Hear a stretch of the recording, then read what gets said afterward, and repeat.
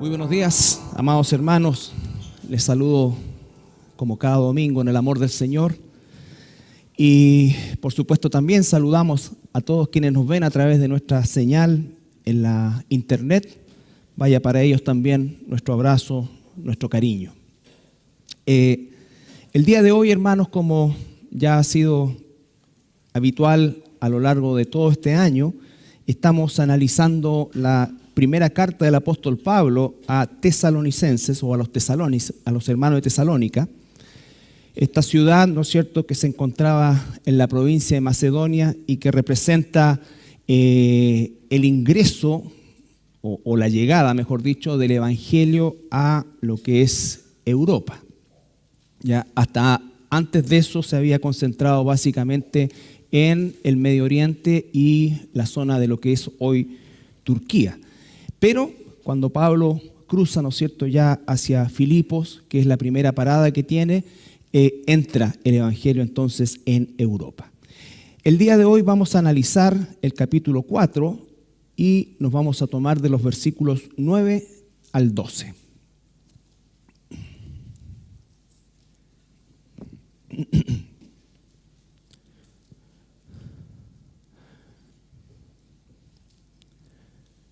Dice así la palabra del Señor.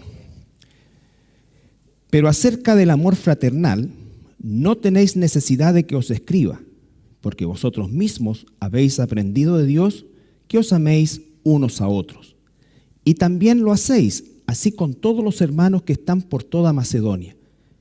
Pero os rogamos, hermanos, que abundéis en ello más y más, y que procuréis tener tranquilidad y ocuparos en vuestros negocios, y trabajar con vuestras manos de la manera en que os hemos mandado, a fin de que os conduzcáis honradamente con los de afuera y no tengáis necesidad de nada.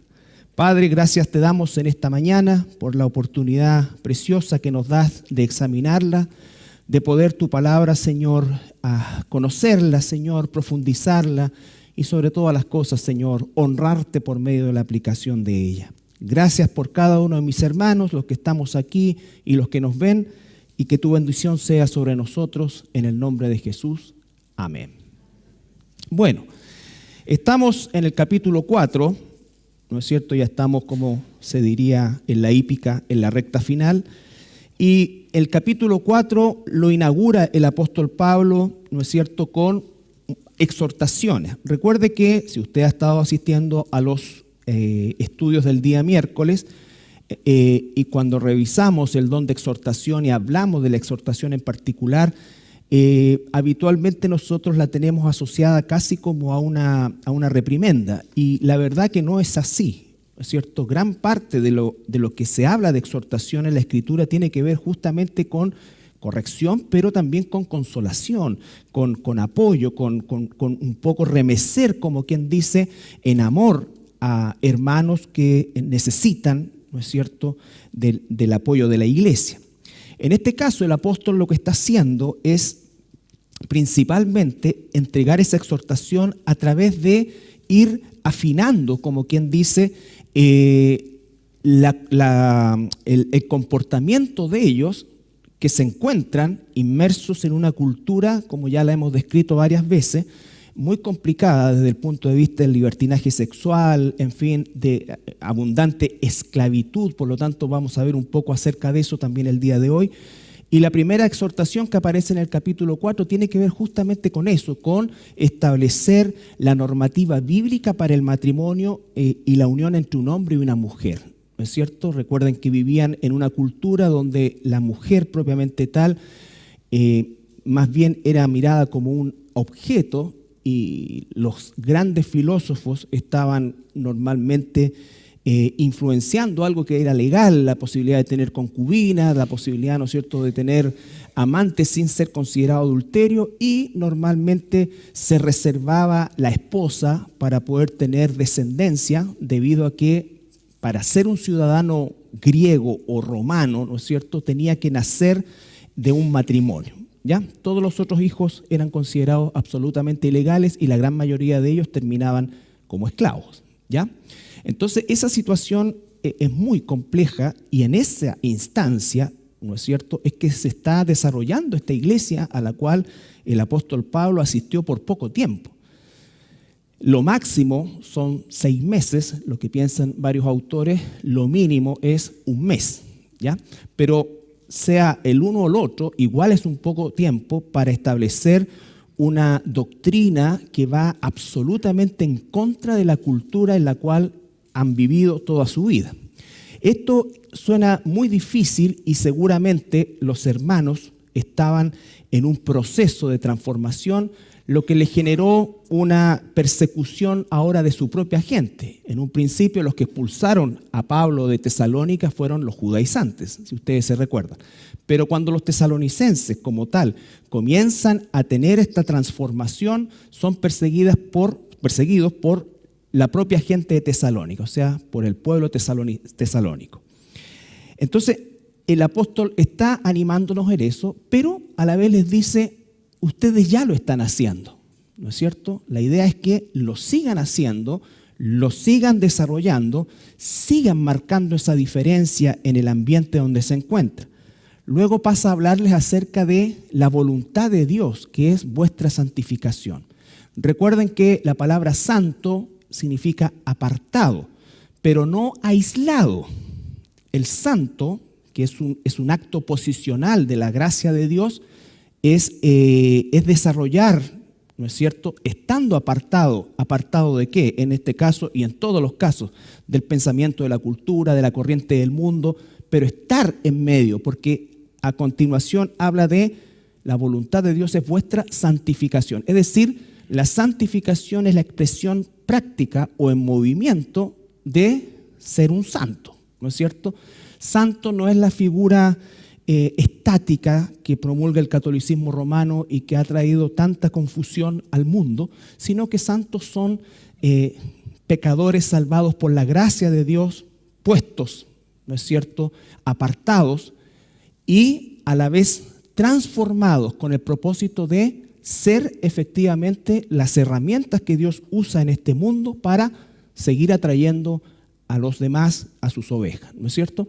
Entonces dice, vuestra santificación. Y eso es muy importante porque normalmente los cristianos en nuestra oración, en nuestra búsqueda de Dios, normalmente lo hacemos por razones exclusivamente particulares, lo cual no significa que está mal, por supuesto que no. El punto es que si nosotros no estamos practicando la voluntad general de Dios, que es nuestra santificación, difícilmente vamos a poder descubrir la voluntad individual y personal que Dios tiene para cada uno de nosotros. Entonces, son cosas que van absolutamente de la mano y que son imposibles de poder separar, porque Dios las ha diseñado así, ¿no es cierto? Busca el reino de Dios y su justicia y lo demás será añadido, que es una forma de expresar por parte de Jesús lo que estamos viendo acá. Y a continuación, Pablo hace esta corrección en relación a lo que es la relación hombre-mujer, la relación matrimonial, y habla también, ¿no es cierto?, de que no solamente la relación matrimonial debe ser honrosa desde el punto de vista de establecer un modelo que es absolutamente ajeno a la cultura donde se está desarrollando, pero a la vez les habla a los tesalonicenses, que fue lo que vimos la semana pasada, de que no se aprovecharan de la gente nueva que va llegando a la iglesia. Y esto también por un asunto cultural, porque todos los que ostentaban en el mundo griego alguna posición de maestro o más avanzado en ciertas materias, normalmente tenían el derecho, entre comillas, de ejercer una presión ya sea sexual, económica o la que fuera, entre sus, diríamos nosotros, aprendices, que es como les le llamaban, ¿ya? Entonces, hasta ahí vamos, y ahora el apóstol da un giro en la misma línea, ¿no es cierto?, de exhortar, de abundar, pero da un giro y comienza a hablar del amor fraternal. Comienza a hablar del amor fraternal y comienza diciendo en el versículo 9, pero acerca del amor fraternal no tenéis necesidad de que os escriba. Pareciera una contradicción, porque va a hablar algo que aparentemente no es necesario decírselo a estos hermanos. Ellos estaban practicando el amor fraternal. Recuerden, el capítulo 13 nos habla de que Timoteo viene con buenas noticias. Ante la desesperación de Pablo de no saber nada de estos hermanos, recibe estas noticias de Timoteo, eso alegra su corazón y entonces en base a esa información que le trae Timoteo, escribe esta carta y esta carta es para animarlos, pero también para instarlos a abundar más y más, ¿no es cierto? Y dice, acerca del amor fraternal no tenéis necesidad de que os escriba, porque vosotros mismos habéis aprendido de Dios que os améis unos a otros. Entonces dice, esto es una certificación de que el Espíritu Santo está en ustedes, porque el desarrollo de ese amor fraternal es la muestra vívida de que efectivamente el Espíritu Santo está desarrollando en ustedes ese amor que es el fruto más preciado de todo lo que nosotros podemos encontrar en la Escritura. Si bien es cierto, la madurez espiritual tiene que ir de la mano de un conocimiento más profundo y cada vez más profundo de la palabra de Dios, la obediencia a ese conocimiento nos va haciendo aún más amados o más amorosos hacia Dios propiamente tal, pero el sello de la madurez es el amor, Ahora, nadie llega a practicar el amor, ya sea fraternal en el caso de lo que está diciendo acá, o el amor ágape del que se habla mucho en la Escritura, sin ser transformado por medio de la palabra. Ya no existe eso. Entonces, lo que estamos diciendo es que el fruto más preciado es el amor. Recuerden que el mismo apóstol Pablo dice, ahora están la esperanza, ¿no es cierto? La fe, muy bien, y el amor. Pero el mayor de ellos es el amor. ¿Por qué? Porque un día ya no necesitaremos la fe, como ahora, ¿no es cierto? No necesitaremos la esperanza, porque habrá ocurrido lo que tiene que ocurrir, pero nos amaremos durante toda la eternidad. Así que es bueno empezar ahora. Entonces, este amor fraternal que dice ahí es la palabra, bueno, ustedes la conocen, Filadelfia, ¿no es cierto?, del griego. Y se refiere, en el texto propiamente tal y en el contexto de la palabra, genéricamente hablando, del amor que se tenía obviamente a su familia, a los hijos, a su esposa, en fin. Pero, ¿por qué lo usa el apóstol ahora en el contexto de la iglesia? Porque efectivamente somos familia, somos el pueblo de Dios. Hemos sido comprados por la sangre de Cristo, hemos sido adoptados como hijos y por lo tanto somos hermanos que pertenecemos al mismo Padre, Si bien es cierto, tenemos una familia de origen desde el punto de vista humano a la cual amamos, ¿no es cierto? Pero lo que está diciendo acá el apóstol es que la familia espiritual es superior desde el punto de vista de ¿qué cosa? De este amor fraternal. ¿Por qué? Porque esta es la familia con la que pasaremos la eternidad. La eternidad. Glorificado menos mal, pero la eternidad. ¿Ya? Necesitamos amarnos ahora porque estamos practicando, entrenando, perfeccionando un amor que será el que nos lleve, ¿no es cierto?, a tener que compartir juntos la vida eterna. Y la iglesia, que es ciertamente, no es una organización como tal, aunque debe estar organizada, ¿no es cierto?, porque Dios es un Dios de orden, pero al no ser una organización o una empresa, obviamente hay factores múltiples que hacen muchas veces más difícil la organización, la administración, ¿no es cierto? Voy a usar la palabra gobernar solamente por el concepto de lo que implica, pero no por un concepto de autoritario, ¿no es cierto?, sino que efectivamente llevar adelante, porque tenemos que conjugar muchas cosas como hermanos, somos familia, ¿no es cierto? Cuando uno se lleva no muy bien con un hermano de sangre, el que no se lleve muy bien no significa que ha dejado de ser mi hermano o mi hermana, ¿no es cierto? Son situaciones que idealmente debieran arreglarse y mejorarse, pero lo mismo pasa en la iglesia. Y es más exigente, por así decir, este concepto. ¿Por qué? Porque muchas veces, y quizás en la gran mayoría de los casos, nuestra familia sanguínea, cuando nosotros nos convertimos, se nos viene en contra, ¿no es cierto? Se nos viene en contra. Entonces, aquellos que son nuestros hermanos, nuestra familia sanguínea, se nos viene en contra. ¿Y dónde encontramos nosotros el amor, el cuidado, la comprensión? En nuestra familia espiritual. En nuestra familia espiritual, ¿no es cierto? Entonces, es muy importante que nosotros escuchemos la voz de Dios a través del apóstol, que les está enseñando a estos hermanos que, según las noticias de Timoteo, ya estaban practicando este tipo de amor. Pero obviamente nunca es suficiente. Y nosotros que somos imperfectos necesitamos permanentemente estar estirándonos hacia adelante, ¿no es cierto?, en la progresión de este amor.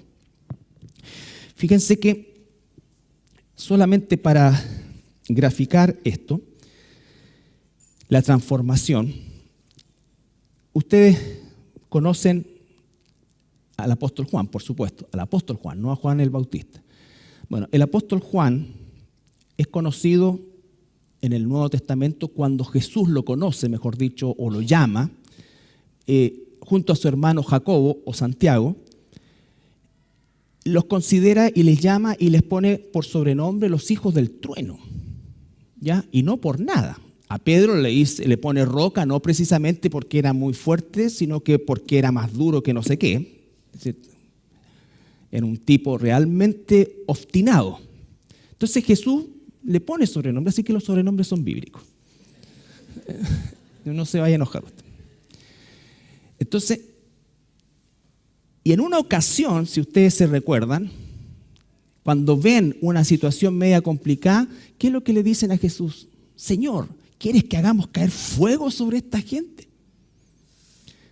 Bueno, ese mismo hombre, joven en aquella época, pasan aproximadamente 45, 50 años cuando escribe el Evangelio, quizás más, y otro tanto más cuando escribe las cartas y Apocalipsis.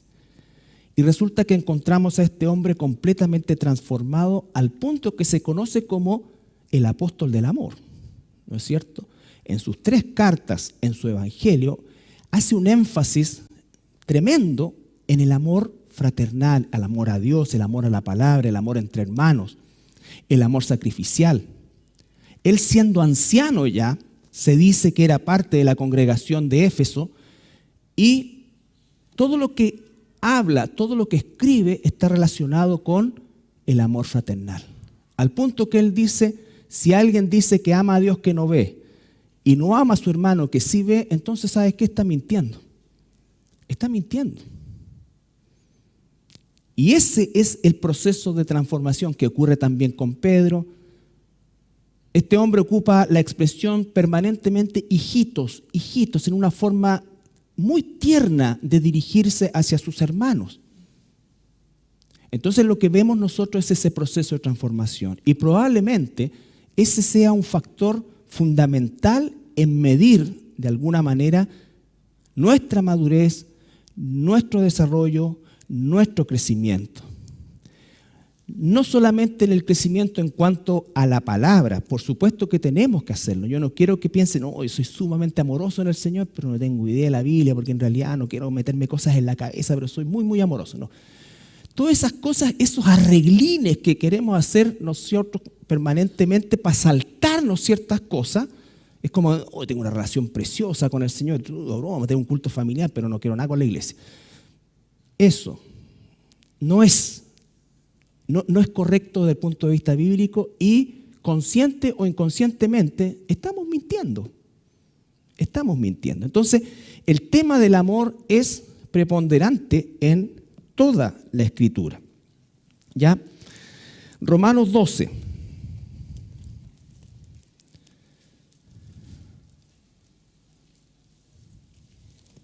Romanos capítulo 12. Versículo 9 al 13.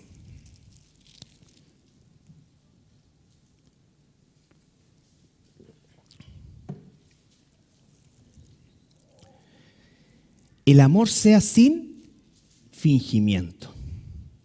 Un amor tiene que ser sincero. Cuando estamos hablando de amar desde el punto de vista bíblico, hermano, no nos estamos refiriendo a tener afinidad, ¿no es cierto? La afinidad es algo carnal.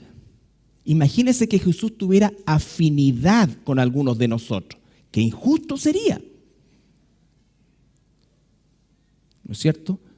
No, no es la afinidad lo que se determina como amor, solo para que lo sepamos. El amor sea sin fingimiento, aborreced lo malo, seguid lo bueno. Amaos los unos a los otros con amor fraternal.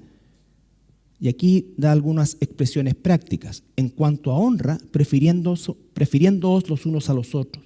En lo que requiere diligencia, no perezosos, fervientes en espíritu, sirviendo al Señor. Gozosos en la esperanza, sufridos en la tribulación, constantes en la oración. Hasta ahí nomás. Después empieza con otro. Y ahí sigue hablando un poco acerca de este amor. Habla de unánime, en cuanto dependa de vosotros, estar en paz con todo. Y entonces, ¿qué es lo que nos está diciendo acá? Le está diciendo a los romanos, otra iglesia, lo mismo. El amor sea sin fingimiento, ¿no es cierto?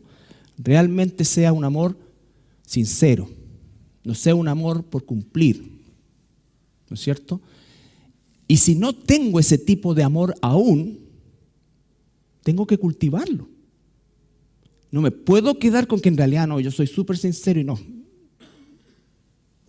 quiero nada, no, ¿ya? El amor sea sin fingimiento. En Romanos 5:5, ¿por qué decimos eso? Romanos 5:5.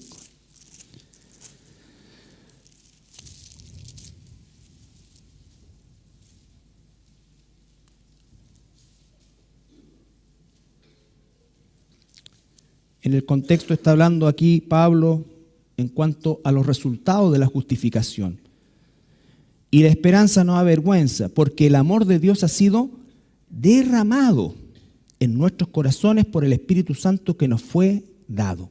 Entonces, si en verdad hemos nacido de nuevo, ese amor está en nosotros, en la persona del Espíritu Santo. ¿Qué es lo que debo hacer?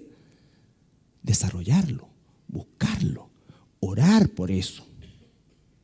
Cuando dice orad por los que os persiguen, orad por aquellos que no te importan tanto, orad incluso por aquellos que te han hecho algún daño.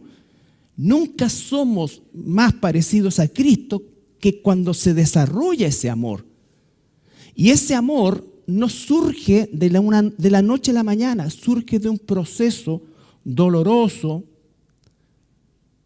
muchas veces, ¿no es cierto? Surge de un proceso quizás al cual nos negamos permanentemente, pero Dios nos va a perseguir, nos va a perseguir. No está hablando de que la otra persona o el otro hermano en un momento determinado siquiera cambie su actitud. Es fuerte esto, hermanos, para todos nosotros, para todos nosotros. Realmente hemos aprendido a amar en el contexto de la familia de la fe. Pero cuando tú sabes que Dios ha hecho una obra en ti, Filipenses dice, el que comenzó la buena obra la va a terminar, ¿no es cierto? El día final. Pero ¿cómo vamos viendo esos avances que nos dan gozo? Cuando te encuentras con personas o cuando te encuentras con alguien que quizás incluso te hizo daño, pero logras darle un saludo, un abrazo realmente sincero, en amor, que no te sale, no digo, hola, ¿no es cierto? No, sino que realmente sincero. ¿Por qué? Porque el Espíritu Santo es el que está haciendo eso, no tú. No te lleves los honores. Significa que has dado espacio a que el Espíritu Santo haga correr ese amor. Entonces, la importancia de lo que está diciendo acá el apóstol, por eso es que les dice, abunden más y más. Ustedes se están amando entre ustedes, pero hay etapas, ¿no es cierto?, más elevadas de este tipo de amor. No se queda solamente ahí entre los que como cristianos somos amigos, nos queremos, ¿no es cierto?, y todo esto, sino que se va a ir extendiendo. Hebreos 13:1. Perdón, primero Efesios 5. antes que lleguen a Hebreos.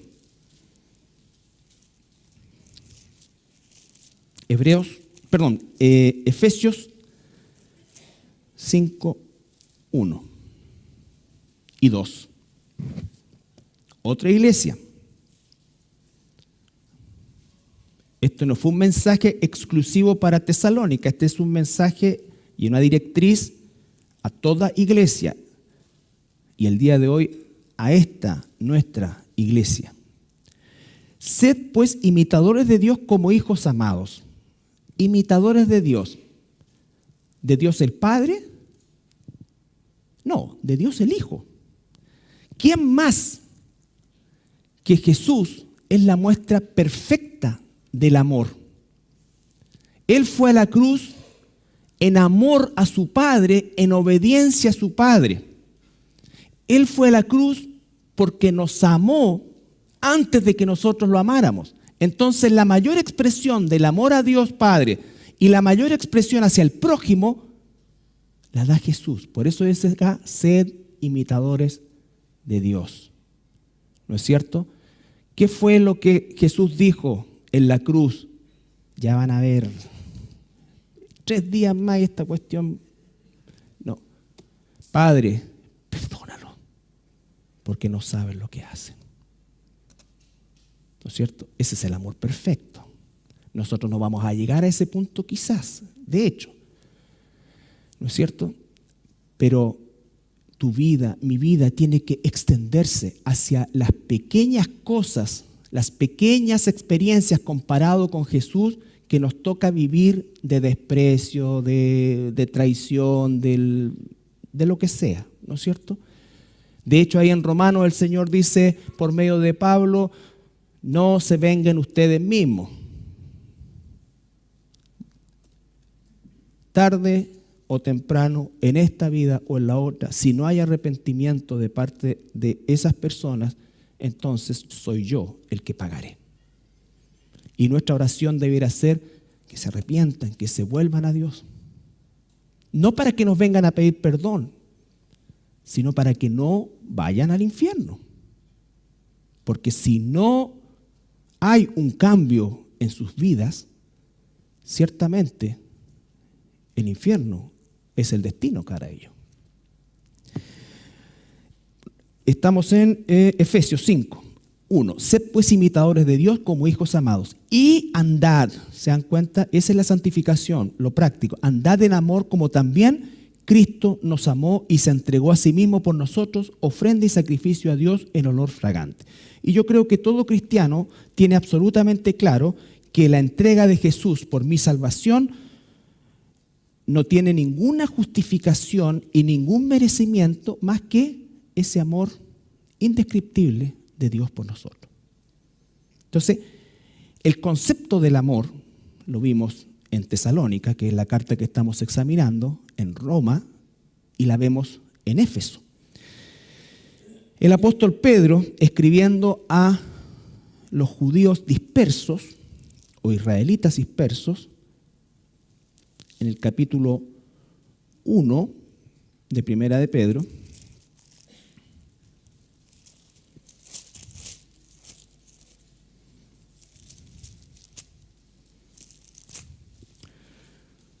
versículo 22 y 23.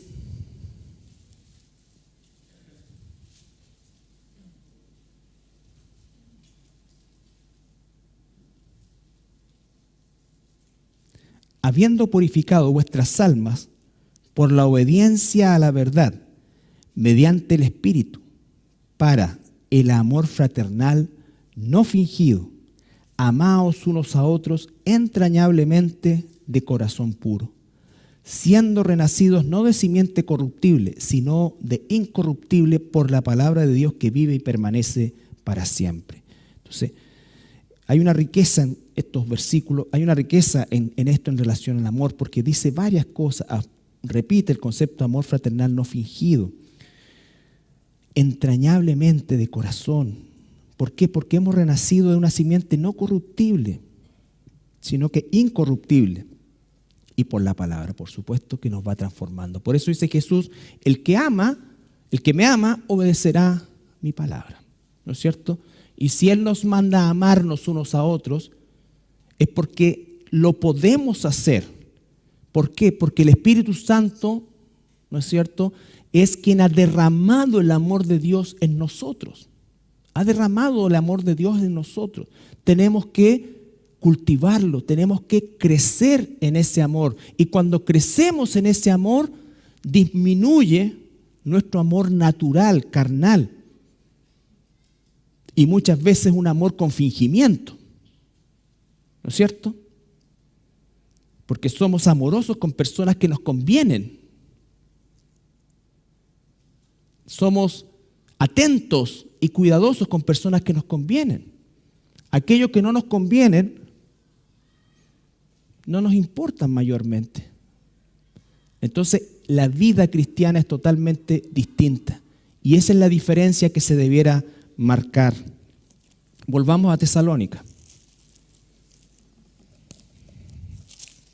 Entonces, lo primero que dice el apóstol en el capítulo 4, versículo 9: pero acerca del amor fraternal no tenéis necesidad de que os escriba. Lo estaban haciendo, pero estaban en amor 101. Hay hasta el 1000, 2000, 3001, 4001. Nunca terminamos de aprender acerca del amor. Siempre Dios va abriendo más oportunidades que nos van sorprendiendo. Porque vosotros mismos habéis aprendido de Dios que os améis unos a otros. Y también lo hacéis así con todos los hermanos que están por toda Macedonia. Entonces, el amor de estos tesalonicenses se había extendido por el resto de la provincia, por el resto, ¿no es cierto?, de la zona de Macedonia. Y aún así, dice, pero os rogamos, hermanos, que abundéis en ello más y más. No se duerman en los laureles, no crean que ya alcanzaron lo máximo. No, sigan extendiéndose. No se confíen, sigan cultivando ese amor. ¿Cómo lo hacían? Bueno, probablemente orando por los otros hermanos, probablemente ayudándolos materialmente, porque recuerden que cuando empieza la persecución se forman estas comunidades que no es que se aparten del mundo, sino que lo hacen para poder sostenerse, porque muchos de ellos perdieron sus trabajos, fueron, en fin, una serie de aspectos que hacen que la vida propiamente tal fuera muy difícil en aquel tiempo. Ahora, el versículo 11 parece como que no tiene mucho que ver con los dos versículos anteriores, pero está completamente enlazado. Y que procuréis tener tranquilidad y ocuparos en vuestros negocios y trabajar con vuestras manos de la manera que os hemos mandado. ¿Qué estaba pasando? Y esto sí que es algo que está comprobado históricamente. No está en la Escritura, pero la historia cuenta un fenómeno que empezó a producirse en las iglesias en general. En general, las iglesias gentiles, comenzó este proceso a darse. Recuerden que en Tesalónica, y para seguir el ejemplo de Tesalónica, nos dicen los primeros capítulos, y específicamente en el libro de los Hechos, que creyeron muchos y muchos nobles. ¿Ya? Entonces, ¿qué pasó? En un momento estaban sentados en la misma iglesia el amo y el esclavo. ¿Ya? Entonces el esclavo empezó a subirse por el chorro y a demandar ciertas cosas que, dada su condición, ¿no es cierto?, no eran correctas. Yo sé que nosotros no tenemos en mente la esclavitud y todo esto. Quizás nosotros a lo más, un jefe desagradable, pero comenzó esta disputa. Y muchos de ellos comenzaron a abandonar sus trabajos. Abandonar sus trabajos. Fíjense que Pablo y la Biblia en esta situación nos enseña cosas que cualquiera podría decir, bueno, hay que liberarse, muere la esclavitud. Pero no es eso, no lo sumen como una causa política. Lo que hace es, y lo dice en otras cartas más adelante, el que está en la posición de amo sea justo con su trabajador, porque es su hermano. Benefícielo, dele lo mejor. Y el esclavo o el trabajador haga el mejor trabajo para su amo, porque es su hermano.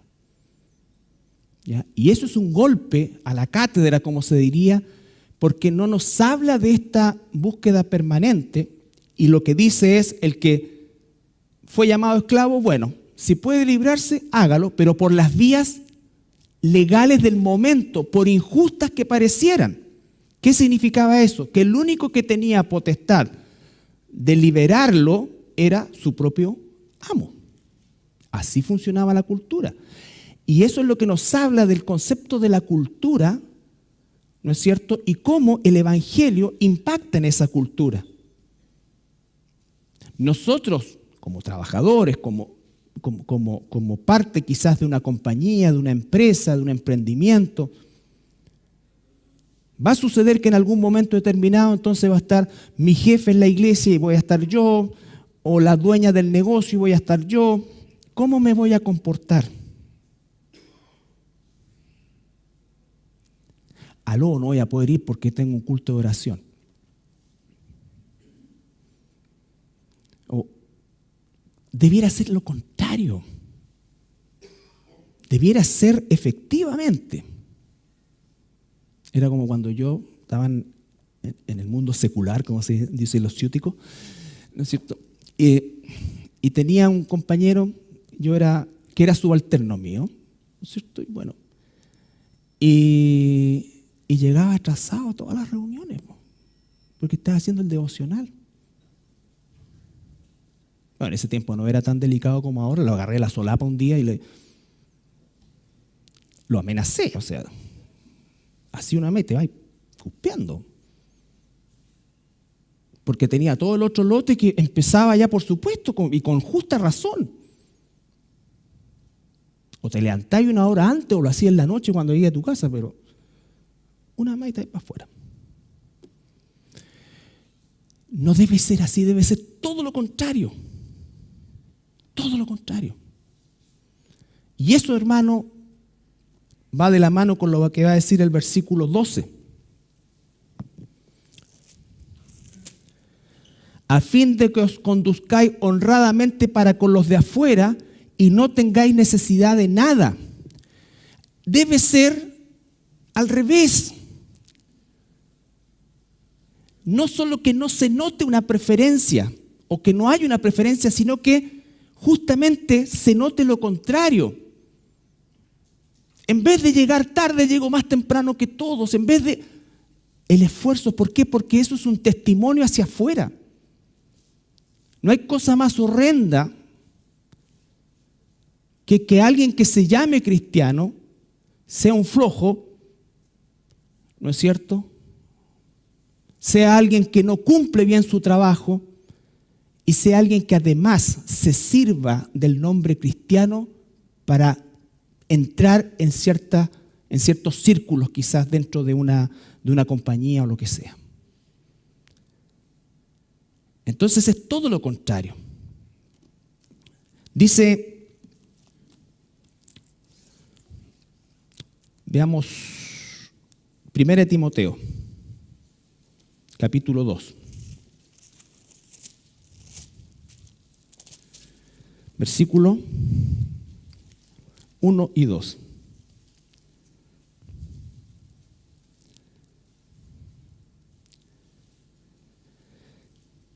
Exhorto ante todo que se hagan rogativas, oraciones, peticiones y acciones de gracias por todos los hombres, por los reyes y por todos los que están en eminencia, para que vivamos quieta y reposadamente en toda piedad y honestidad. Los hago leer porque justo se me cortó la Biblia. Amén.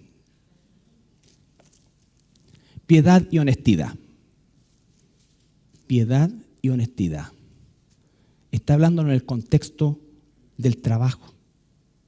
Está hablando básicamente en el contexto del trabajo, y eso más adelante la carta de Timoteo nos lo va a enseñar.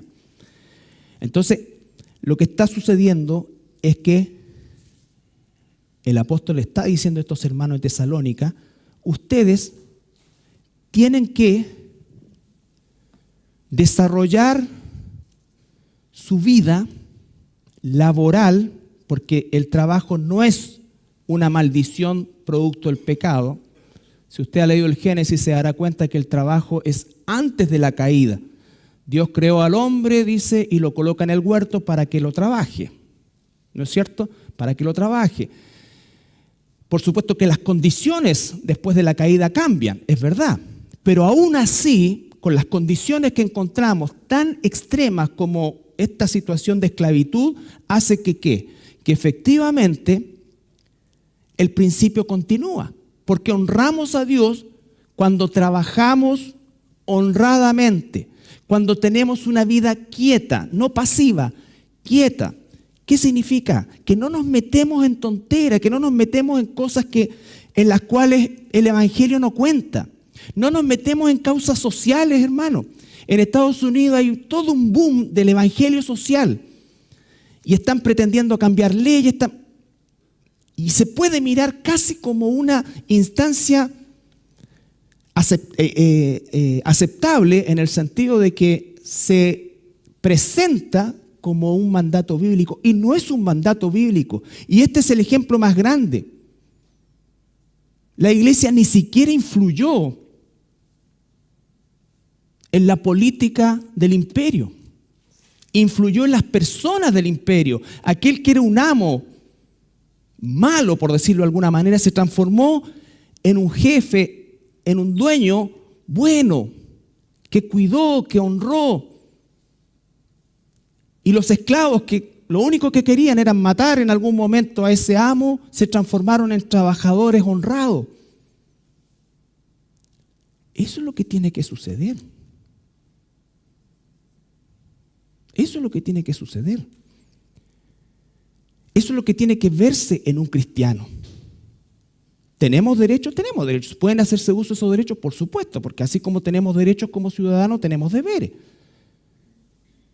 Pero nosotros no estamos puestos para tumbar, ¿no es cierto?, cosas. Porque sabemos que esto es transitorio y esto va a otra cosa. No va a un mundo mejor, va a un mundo cada vez peor. Peor. Entonces yo sé que esto puede sonar difícil, sobre todo en la época que estamos viviendo en nuestro país, donde hay tanta efervescencia.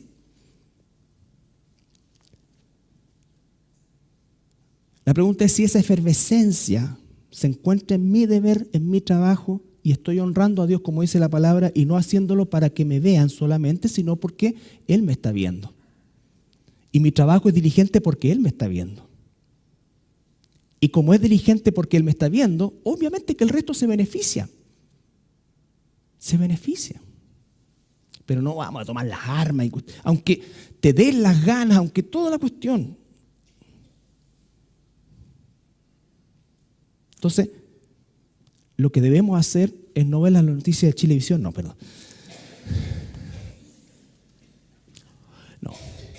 Lo que tenemos que hacer es básicamente lo que tenemos que hacer. Y eso le pega a nuestra carne, pero para eso tenemos el Espíritu. Que el Espíritu se imponga a nuestra naturaleza carnal. En Proverbios, es precioso, este es 27. Proverbios 27.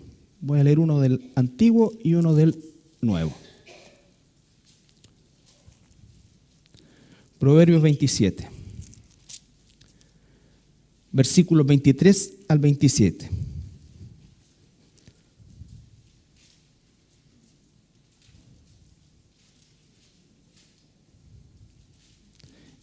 Está hablando del contexto del trabajo.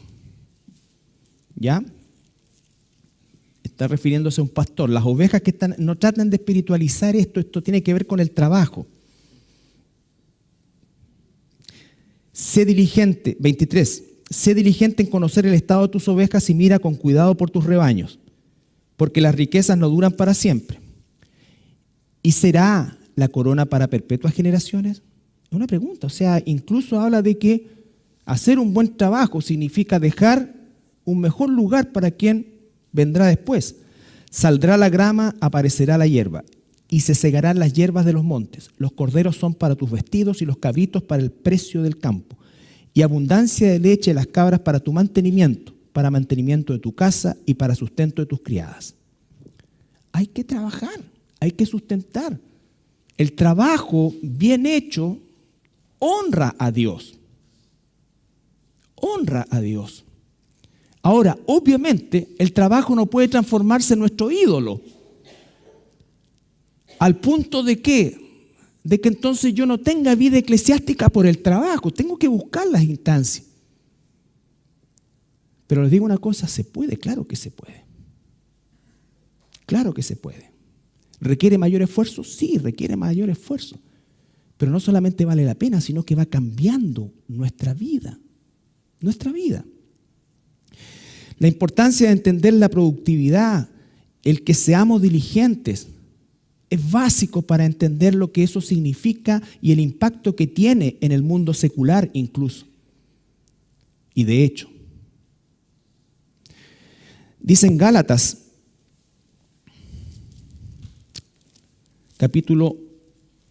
Efesios capítulo 4, versículo 28. Me da con Gálatas.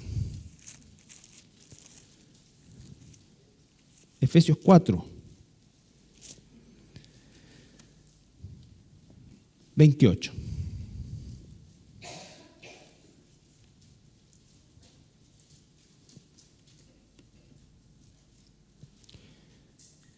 El que hurtaba, no hurte más, sino trabaje, haciendo con sus manos lo que es bueno para que tenga que compartir con el que padece necesidad. Recuerden, no solamente satisfacer mis necesidades, sino que ayudar a otros. ¿No es cierto? Ayudar a otros.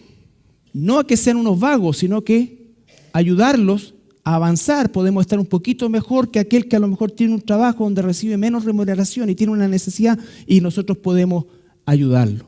¿No es cierto?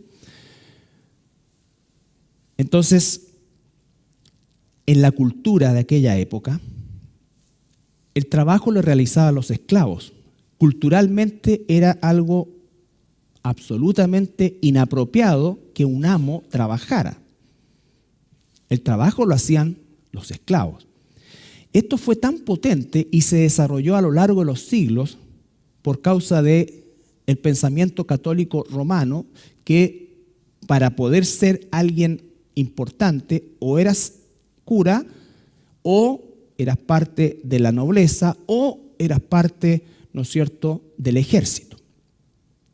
Y todo el resto, ¿no es cierto?, era considerado algo absolutamente rebajado que tenía que hacerse, pero que nadie quería hacerlo porque era considerado completamente fuera de lo que un noble, de lo que un sacerdote, un soldado debiera hacer. Bueno, eso llegó al siglo XVI, ocurre la Reforma Protestante, y la Reforma Protestante, una de las cosas entre las muchas que hizo fue restituir la concepción del trabajo según la Biblia. Y eso generó que países con muy pocos recursos, países muy por debajo, por así decirlo, del promedio de los recursos y del estándar económico, se transformaran en lo que hoy día nosotros conocemos como países desarrollados. En cambio, aquellos países que abrazaron la contrarreforma y se quedaron en el catolicismo romano, les costó muchísimo avanzar en ese aspecto. Y recuerden que nosotros fuimos conquistados por una nación eminentemente como un bastión católico. Entonces, hay trabajos de eso, hay trabajos en relación a las diferencias entre un país protestante y un país con raíces católicas, y podemos ver, por ejemplo, el subdesarrollo de nuestro continente.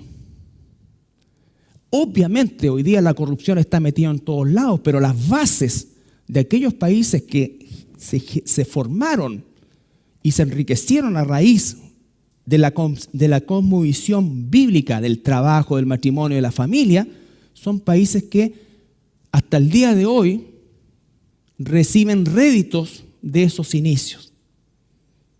Reciben réditos de esos inicios. Y nosotros permanecemos en el subdesarrollo. Y vamos a permanecer en el subdesarrollo. Porque nosotros, el problema no es solamente de los gobiernos, el problema es de la cultura. ¿No es cierto? Aquí alguien empieza a progresar, que estará robando el chaquete, y empieza, en cambio, en los otros lugares, cuando alguien está progresando, es puesto como ejemplo. Aquí no, po. La ley del mínimo esfuerzo. Y se da vuelta en la oficina y la cuestión, ya como a las 9:30, 10, empieza la actividad. Y eso ha cambiado, todo lo que tú quieras, pero está enquistado. Y es por la concepción que se tiene del trabajo. Porque si a la gran mayoría de la gente de Latinoamérica nos dijeran, ¿quieres dejar de trabajar y recibir un sueldo gratis sin hacer nada? ¿Qué creen que respondería? Por eso acá aprenden todas estas cuestiones. Un sueldo, juega esto y vas a tener un sueldo por 20 años. Y todo, métele, juega, porque la esperanza es no trabajar nunca más.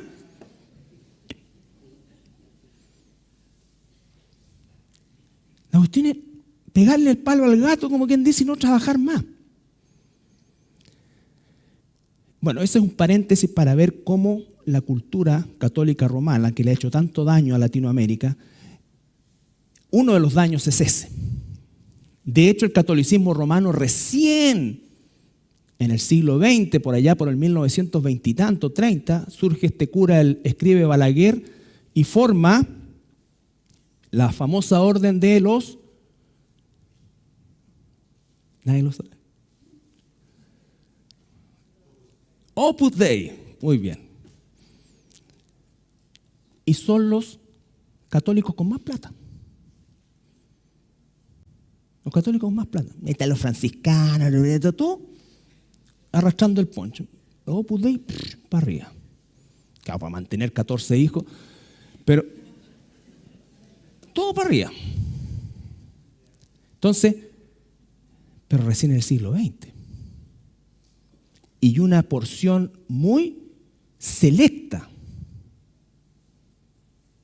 Entonces, ¿qué es lo que nosotros debemos entender? Nosotros como hijos de Dios, y con esto termino, ¿qué es lo que estaba pasando en Tesalónica? Quiero que vayamos a 2 Tesalonicenses. Una de las teorías. Pablo después les va a hablar de la venida del Señor y les va a hablar del rapto. Entonces también muchos en Tesalónica, o algunos, comenzaron a decir, bueno, si el Señor viene, ¿para qué vamos a trabajar? 2 Tesalonicenses 3:6.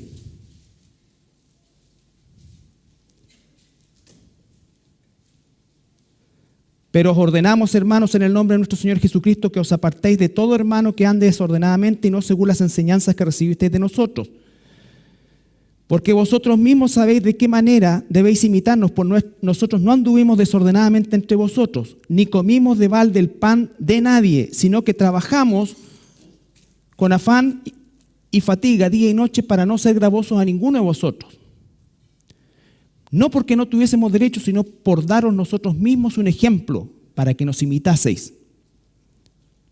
Entonces, versículo 11, porque oímos que algunos de entre vosotros andan desordenadamente, no trabajando en nada, sino que, como suele suceder con el ocio mal llevado, entrometiéndose en lo ajeno. A los tales les mandamos y exhortamos por nuestro Señor Jesucristo, que trabajando sosegadamente coman su propio pan.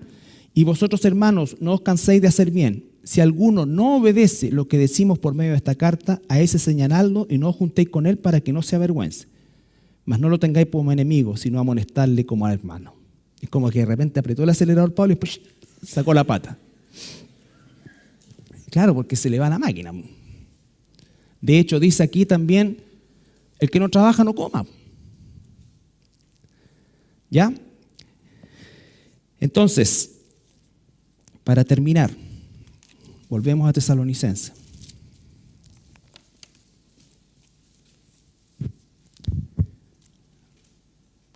capítulo 4, versículos 9 y 10 primero, pero acerca del amor fraternal. No tenéis necesidad de que os escriba, porque vosotros mismos habéis aprendido de Dios que os améis unos a otros. Y también lo hacéis así con todos los hermanos que están por toda Macedonia. Pero os rogamos, hermanos, que abundéis en ello más y más. Mis hermanos, esta palabra también, por supuesto, es para nosotros. El amor de Dios ha sido derramado en nosotros si somos sus hijos de Dios, ¿no es cierto? Y por lo tanto debemos cultivar ese amor. Ese amor se cultiva en el seno de la iglesia, no a distancia. Una de las razones, y quizás la más importante de las razones de congregarnos es aprender a amarnos, es relacionarnos. En instancias unilaterales como esta, que es una predicación, en instancias de estudios bíblicos, en instancias de estudios de mujeres, de estudios de varones, tiempos que podemos pasar juntos, conocernos y amarnos como tal. Que no sea la costumbre no congregarte, sino que todo lo contrario sea congregarte. Como en todas las cosas, hay situaciones en las cuales nos es imposible, pero que esa sea solamente la excepción, no lo contrario. Por eso es tan importante el concepto de congregarse. Por eso es que cuando decían que la tecnología y esta cosa de por internet virtual, ustedes escuchan una y otra vez, esto llegó para quedarse, las empresas puede que funcionen así, pero la iglesia no está diseñado para eso. No está, ¿sabes por qué? Porque es recómodo apagar la pantalla y escuchar nomás, no tengo que ver a nadie. No, acá tenemos que vernos, abrazarnos, amarnos, ¿no es cierto? Ayudarnos, exhortarnos, corregirnos, volvernos a corregir, ser corregido, volver a ser corregido, ser guiado. Claro que uno se desgasta, pero es parte del proceso. Y ese es el amor de Dios. Nadie aquí es 10 puntos. Nadie. Todos. Y nadie llegará en esta vida. Pero, si nos esforzamos, haremos que Dios sea honrado por la forma en cómo vivimos. Y lo siguiente que dice en el 11 y el 12, y que procuréis tener tranquilidad. Debemos ser nosotros esforzados, ¿no es cierto? Diligentes, pero no ansiosos. La ansiedad es lo que carcome. La ansiedad es lo que nos lleva a tomar decisiones equivocadas. Y para eso hay que aprender de Dios realmente qué lugar ocupa el trabajo. Por supuesto que ocupa un lugar importante como testimonio dentro y fuera de la iglesia. Y diría yo, más fuera que dentro. Pero eso no significa que nosotros estamos ansiosos. Seguimos confiando en el Señor. Si buscamos su reino, Él hará su parte. Hará su parte. Si buscamos su reino en nuestro trabajo, en nuestra actividad. Y ocuparos en vuestros negocios y trabajar con vuestras manos de la manera que os hemos mandado, a fin de que os conduzcáis forma de vida honradamente para con los de afuera. Sé un buen trabajador, una buena trabajadora. Hay derechos que podemos nosotros pedir, pero por sobre todas las cosas enfoquémonos en lo que debemos hacer. Que Dios sea nuestro amparo y sea Él el que mueva el corazón, la mano de un jefe para mejorar y honrar esto. Recuerden, cuando José lo meten preso por algo que no hizo, era un excelente trabajador. Yo creo que Potifar con mucho dolor lo metió preso, porque nunca le había ido mejor a Potifar que cuando José administraba sus cosas. ¿No es cierto? Pero por la señora, doña Potefina, el pobre José no hizo nada y terminó preso. ¿Y qué pasó en la cárcel? El mejor preso, a cargo de todo. Le interpretó un sueño a alguien y ese alguien salió libre y 2 años no se acordó de él. Hasta que llegó el momento en que Dios movió el corazón, ya no del carcelero, ya no de Potifar, del mismísimo Faraón, para hacerlo el segundo a cargo del reino. ¿Y cómo administró José? Entonces, el trabajo honrado. Daniel terminó en un foso de leones por ser honrado. Por ser honrado. ¿Cómo estaba el rey? El rey no quiso ni comer esa noche, se fue a acostar amargado, porque se dio cuenta de la trampa que le habían puesto, pero ya había firmado el decreto. Y Dios está ahí. Y aprendemos hasta el día de hoy. Hasta el día de hoy, hermano. Entonces, la importancia del trabajo bien hecho, la importancia, aún en el ministerio, hermano. En el ministerio, como pastor, como a cargo, ¿no es cierto?, de lo que es la enseñanza, todo esto tiene que ser diligente, tiene que haber preparación, tiene que haber todo esto y además tiene que haber amor para hacer las cosas, todo. No se trata de que, mira, vamos a ver qué nos dice el Señor hoy día. Alimentación de los 5,000. Esa flojera, esa holgazanería es lo que tiene también muchas veces con un pésimo testimonio a la propia iglesia en el mundo secular. Así que crezcamos en amor y honremos a Dios por medio del trabajo que realizamos. Nos ponemos de pie para orar. Padre, te damos gracias esta mañana por tu palabra. Te pedimos perdón, Señor, porque ciertamente nos falta tanto. Y no solamente por eso, porque sabemos que es así, sino porque no nos disponemos, Señor, a ser transformados por tu palabra. El Espíritu Santo que mora en nosotros, Señor, anhela poder tomar mayor posición en nosotros, Señor, de manera tal que ese amor que ya ha sido entregado, Padre, se pueda expresar. Señor, que cada uno de nosotros haga una evaluación propia de esto. Que dejemos atrás, Señor, las justificaciones y que comencemos a actuar, a hacer, Señor. Oro por todos mis hermanos que hoy están en puestos de trabajo, actividades laborales, hermanos y hermanas, Señor, que seamos realmente esos ejemplos que este mundo necesita, Padre. Te rogamos, Señor, para que te honremos en aquel lugar del trabajo, Señor, por pequeño que creamos que es, Señor, el trabajo que hacemos, ante tus ojos, todo tiene un valor, Señor, importante. Así como aquel que limpia un baño, como aquel que es gerente de una empresa grande y que tiene que tomar decisiones, Señor, quizás importantes. Señor, ambos, si son tus hijos, Señor, deben ser los mejores. No por un orgullo personal, sino por honrarte a ti, Señor. Porque muchas veces por hacer lo correcto y ser los mejores ante tus ojos, el mundo nos desconocerá. Padre, te damos las gracias en esta mañana, en el nombre de Jesús. Amén.